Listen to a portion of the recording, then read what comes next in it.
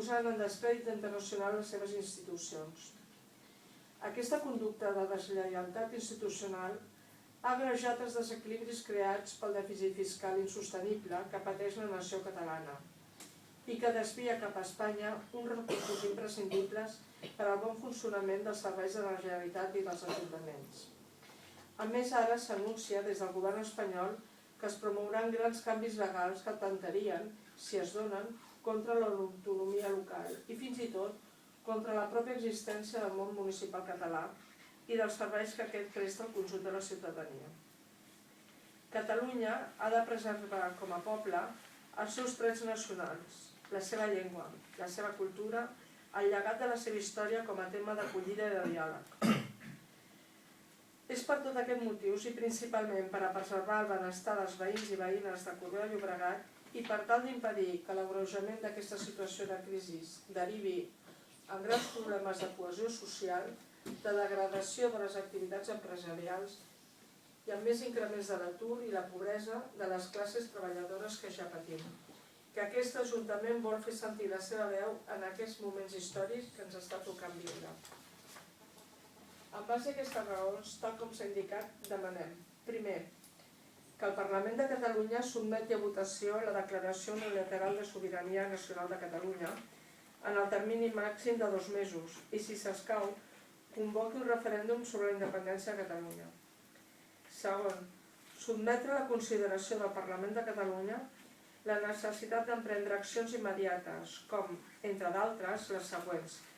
La creació de corresponents registres civils, mercantils i de la propietat. La creació d'una agenda pròpia i d'un banc nacional des del qual es gestioni el règim fiscal i el finançament dels serveis i institucions públics.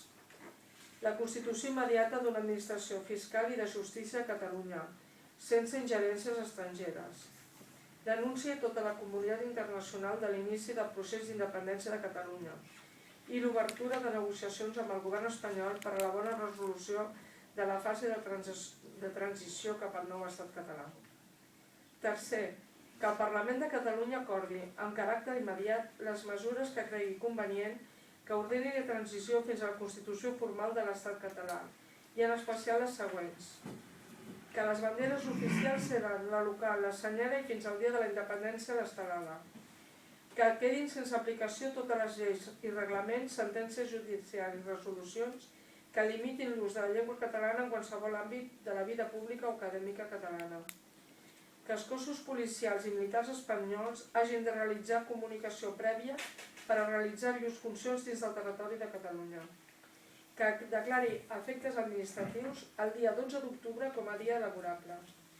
Que demani l'empara i la mediació de les institucions internacionals de la Unió Europea si ho creu convenient per a garantir un procés democràtic. Quart, l'Ajuntament de Corbera de Llobregat s'adhereix a l'Assemblea Nacional Catalana en les diferents accions i estratègies que realitzi per a la llibertat de Catalunya.